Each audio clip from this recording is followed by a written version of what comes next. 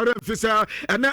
Arsenal womo ansom any Bayern Munich game and big game dodo na so ehwe se betime atodari game adia se Arsenal womo legends ni nyina asase a womo kasam anso adia fa ho atasa nya asam koto abrepem mede unkoba ni nyina ade beda beta FC Kopie ganon betena fie womo ne Kiarata Mate ana edi sia ni na fe ya nya Pafos womo anso ni AS Monaco womo game ne beto ne Arsenal medical catch say womo ne Bayern na ebo afeso Analytical commanded womo ni Inter game ne eba so and transfer for the answer any Atlanta Bergamo and Liverpool at Tenefie wa Anfield or many PSV and Hoven edition after Olympiacos Betenefie or many Real Madrid Babana for PSG and so the Tottenham Hotspur. Womu game no etima twane Sporting CP and Club Bridge and Abonti where Manchester beto twa our UEFA Champions League na no pay make today adiama wanti cha wodo so beta and no other matches ni bi answer twane ya adia Assassin Napoli womu bontena mienu ama Koabek womu Antimante abranta ni there Scott McTominay akudani enya go anso elho and abranta ni din anso di Jankovic anso enya on goal and chano under 2 goals no sabepe and acquire adima Assassin Napoli Borussia Dortmund but another signal Iduna Park womu ye adwuma ni ye pa womu te Thomas Partey eni ni team via well ediomu wa grantram yensa anom so adi emom se ugrase eni abrante ne bo brace elho ani enya Karima Deyemi ana face abrante di tin enso adi Sebson won so enya go elho ano aye 90+5 inti ani entena to ampato etoja adema Borussia Dortmund another adi say Analytical club Bilbao womu kwawe to aye Piero me patom no musu game no ekokoye aye 0-0 ho bia matra enso ankasanti ane ekomo kakra so etotwa ewe adwumade so na ukwaiti ade dia sa asem si yo Pep Guardiola ne players no another band of Leverkusen ekobo mu ntena mienu Gilmento ana party 6 way 2 players omuma ade ne esu ye na nyame anim ne ka me say first half ane kakra bebepe na tase nkrofo na wie game no kwabena 23rd minute go aba 54 minutes anu no anka nim se minute aka anka ja Pep Guardiola ebetima ya adwuma pato papa na ntimi ama de na ndane na your pon game no ana central for friend no se papa bra ha na wo pa wutifie na woni team bi ti se Leverkusen bo wo mama heu2 Erling Haaland mu nyina nya gwansa na o mama mushi mu nyina gyina mu a na wa nya gwansa o pa so o kire se ana Pep Guardiola se yanka mo bi anta ya se ade no wagye atum so bo ne de yamfa mo no na adwene nyina ye ne se the team ni gyina ye esan se wo bi Premier League no ma ba ne ma ekoye enti na nko person dane ne nsa no wo ye tennis ma kwabena 10 tennis o ana open anso ayaya ana ye bi say tennis na we na how do too much ana say ya no kwa say me ye na fa ya nka we obi anka wan asem na eja amfanti na eja amanfo ka wan asem na imagine say who player every 3 days be obebo game every 4 days be obebo game on say ma pressure about player no so anything no so ye na adwene say wo be say maximum changes na no ada amfanti so bon de wade atum say changes no na too much now na adwene say so obi etumi bobi na adwene say UEFA Champions League na so mu ofie na mo padi akwankro bia so so mutumi win nti eno aniama na nkoye amfa man ne de wade atum say zubo ni nyina wono na yamfa mo no eno ye Pep Guardiola nkoma kakra wade tutwa ewo dwumade so na no pe no make kire de ma makato say big game back and some aye Arsenal womu any Bayern Munich game eba so na nim said the last 21 matches Bayern for abo ewo away no pato woma winning maku 16 woma draw aye enumpe enti dami san krofo no eniema ye kama de mom na de ma de ne dance okwa ya sa kwabena wombo game bia aye 2+ goals ana Bayern Munich bobo kono anso enya but ultra Arsenal so 13 matches eniema ekoye anso edi amam no tumi se eniema nyina aya kama anso de mama Arsenal aba 9 matches woma winning there so woma about 10 matches o fie woma winning 9 adro ba kope enti since May wutumi se eniema nyina anso ya kama de ma Arsenal boboko no enti ede ehon so ebe ya gadindim gadem ya twen de we eniema anso ebesia kobeta mama fa we ntwan fama na men kan to se akwa no akwa kopra na ya season ni de out next season kwa no womu nso de hu ni Nema na nkasa meka tell me say akwara no be retire because football no nansen amwa no all ba no epra ya se chama akwa kopra na ni pra na ene enya de so betima bobo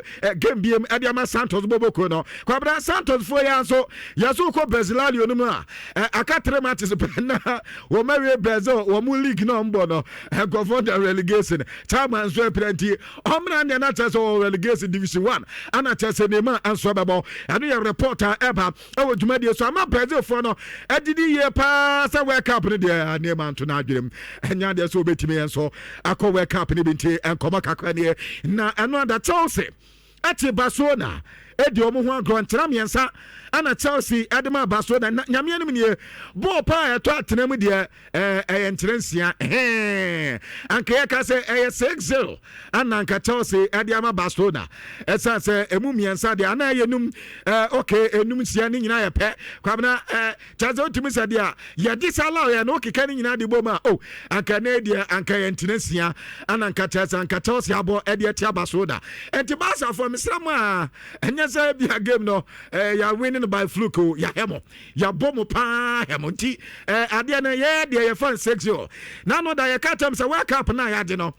ade say 8 years and so na celebrate we nti no ada kwabda ya rekende no and say the team bi bo ho a ye bo wi a kwabna World Cup no ana se FIFA Club World Cup na ye de no ya rekende enti no ada mpacho ye san se mu kina san krofo we ya di FIFA Club World Cup no Barca fo say ye ya nko bi ntia anke ko bi anka muntimi nya enkonkwaje PSG nye timpato PSG na yese no eje no PSG ti baso no tete no ana no ada ya from na eja o me gaga na lami yama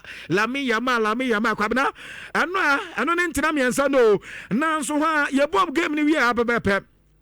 ama and Central Force Chelsea team ikwa so mo ya de o mo said any experience bi kwa essence the last time at Chelsea team UEFA Champions League in 2021-2022 no okay can be ba aka one player pep ana Chelsea what Chelsea is here wo mo nyina wo bi akọ player ba kwa aka no Chelsea biem aye Raheem Sterling no so ball no kwa onya bi mo biem first him kwa nka ho yaso ane nkoda na e training say no trom bobo so ye de o player ba ko pe ana aka no anu ye James Pep and Chelsea team na da hona nya de say bia by experience wo mabo team na che kakra ya na Chelsea wo mabo wo mudi ayesa adwuma no entem na no ya reporter every Chelsea akati ediba ye bo game wi ababepe na wanrune Manchester United wo mo striker wo mo legend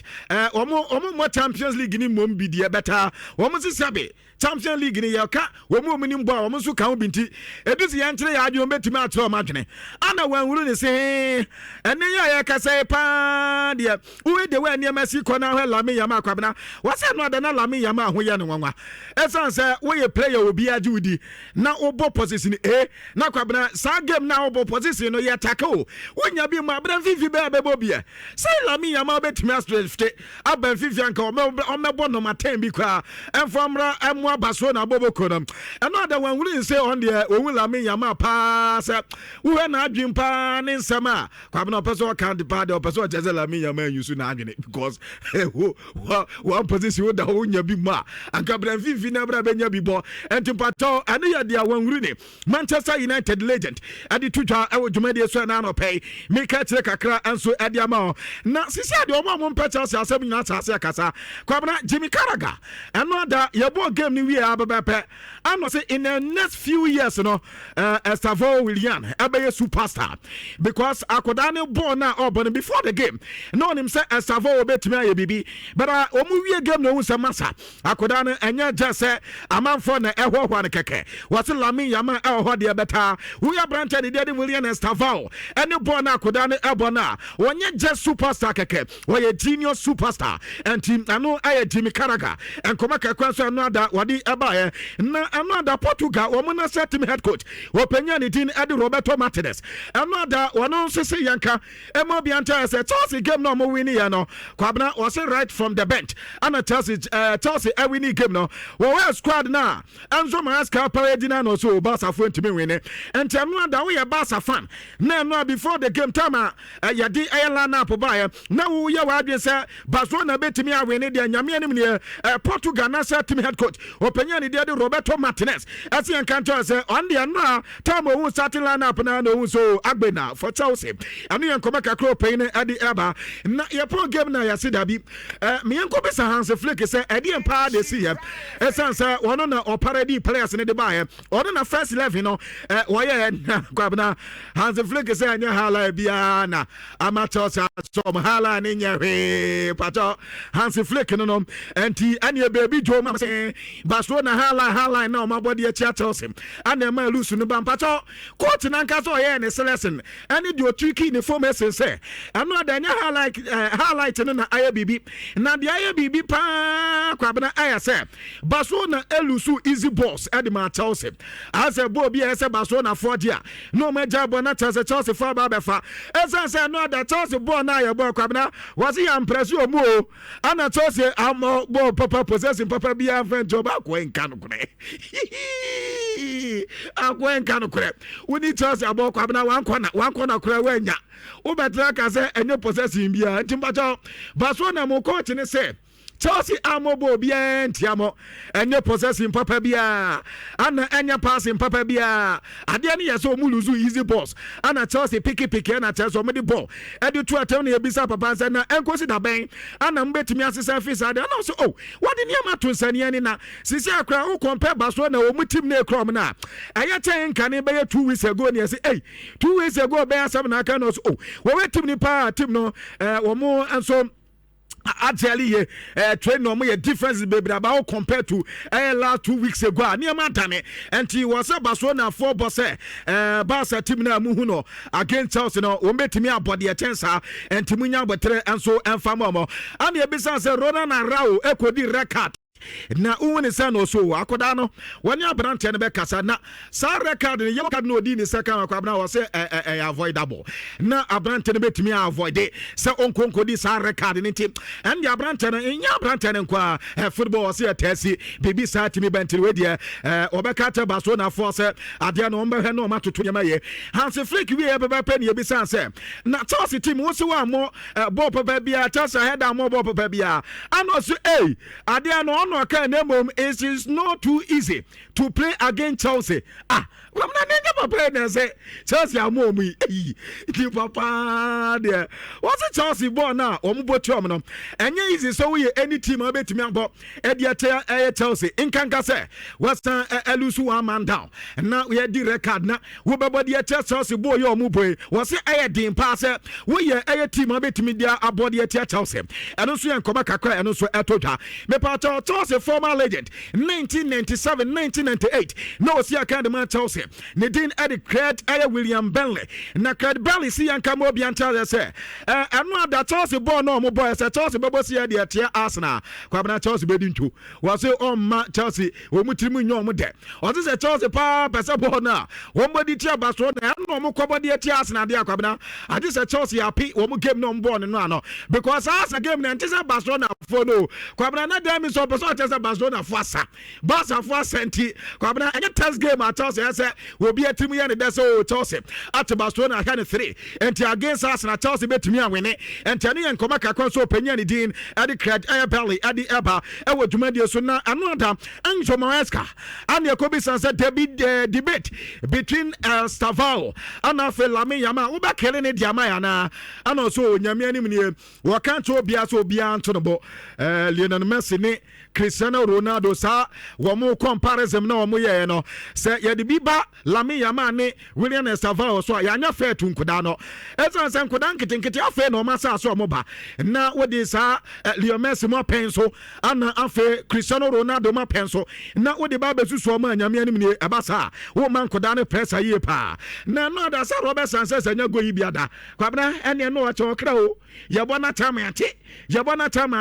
eno ada de mistake bia sadama na Japan game ni ebisa say we Chelsea team no now players at Barcelona e dey buy na win say no say player bia ni mbobo ade so aba Premier League ni mansa no wan say oni mbobo kwabra ti o wase awiase ye we player bia ni mbobo until say we beba Premier League mansa na obehu real level ata so wom edibato said ana abrancha de Roberto Sanchez anasa Robert Sanchez enso ediaba na Robert Sanchez wie ni ebisa say yes Barcelona your favorite say one meji UEFA Champions League no say favorite man Chelsea na your favorite Chelsea boy and now your boy will be Barcelona so that be Barca that's all your favorite and team and you the Robert Sanchez ediba no we ni ebisa say na Makuku ya ne Lami Yameko si say and also ekwo wie ye wo ayibotom and ebisa say wan botom no so Sakuku ya botom and Lami Yameko say no ada was Lami Yama when nya ba bia te hamayamfo and no do hebotom sa kopem say Yapon game ni enso awie ya na Kukuya ya asem ya ye kan 2020 ana Barcelona for say wo mo epeso mu ja players kwan no mu hwe Kukuya ya nim ana mo de ni ma hatefe so anya ade nto mo so mo junior fairpo akwaya sisi woni na ma ye hu ball papa bia oboy ana Barcelona for to akode abofo 12 million pe kwabra 12 million no okobo hatefe kakra no ba brachen ana Chelsea akofa 65 ade aba 65 no aba beje aye FIFA Club World Cup ade Spain ade aye Euros no no ye starting left back ade momo ana no ada wate Barcelona akom tumpe enti yase omo kaka Barca for say dia Barca aba no mugu ye no afi no mucha so aba enti koman so ekaka de na Makuku ya na ebisa say no ada woni Lami Yama de ancheche mu kaka de na si ye ana so against Lami Yama kwabna o say Lami Yama ya benkuma and you say I know say and the amia say med drift no adna banfifin kakra oban fifin kakra ni na benku mi wo players bebre wo ho ata so mbetimi aboa ma me attackla brante no and you so oye and no say Lami Yama ya no prebo on de akoto ni na nifa so was so play the koto defense so was congratulations agbena was what there when him say can Lami Yama said that any good I will defend so ntino and no da no ye tatisa wo bo editor baso na boboko no enzo mo eska confidence na pa na Chelsea players ni sisi ya kama after say omudi FIFA Club World Cup no was so no ade atem bia oye say match upon matches match after matches so Chelsea we ni we ya the next match ho no ana so mutu etimi awene and your report and patao ba opin ade tutwa e wo dwumadie so na me patao anwanwasam bi ba besi enti wo de wo tie ye e wo radio so akọ YouTube sisi e mesi anwanwasam bi e ba besi dia uhu bi da ebi ba besi ewo so no so enti yantempa sisi na ko aya Insura TV ewo YouTube tie ne ko Insura TV ewo YouTube na mesi anwanwasam bi ba besi die e besi no so no ade so wankase waniwa ansa na odi ahu ento dia dwan ne sisi na bra ba hedia eniema ekọ ne tintini ne tietie nyina ya se eno da Chelsea ese Barcelona na omugo keeper odam Juan Garcia say eno ana a complicated game at the moment because enya easy so betimi awene omo ye don be ye bia kwabena amfa match bia ka bia de nse danya match bia mad the four we ni amaba be kom ho asem team papa ana awene mpacho ma me ka tom san ho asem besi no adunie ebi si da asasi so ebi si da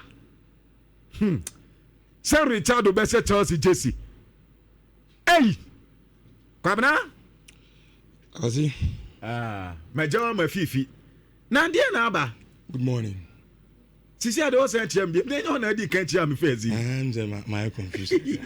ade ja go po good morning asembe kwai what to say kwabena mejo so ade fatawo hey sa wunya ade aye bula no ho ka minim se Chelsea mo desa oh wow Chelsea oh kwabena why is sweet why come up the best club in the world Chelsea sisi ade wasan ase the best club in the world Chelsea Richardo me na me ka kire wo sisi ade wo see the best club Chelsea and no e ball game ni we no so obi a game ni bi the best club in the world is Chelsea wow me nyini no Manchester United na me di nyini and my second team and I was soft heart at the moment was Barcelona. But no game in started and I'm share game ni bino. Bien kasa fe de magiatum. The best club in the world is Chelsea. Hey, kwabena na yamfa kosu amna na bodu apreko. I was saying no boy. Chelsea abono. Enya bo kitwa wo. Kofi wawie. Enu boy Chelsea abono. And you walk it over. Hey, oh come on,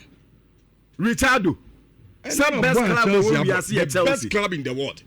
Chelsea. Riches and Medonko. Team bien no nimbo Chelsea. When I can say no team. Me and America. Now say never start to give and can't just say me support air for Barcelona. I told you. Let me hand catch you.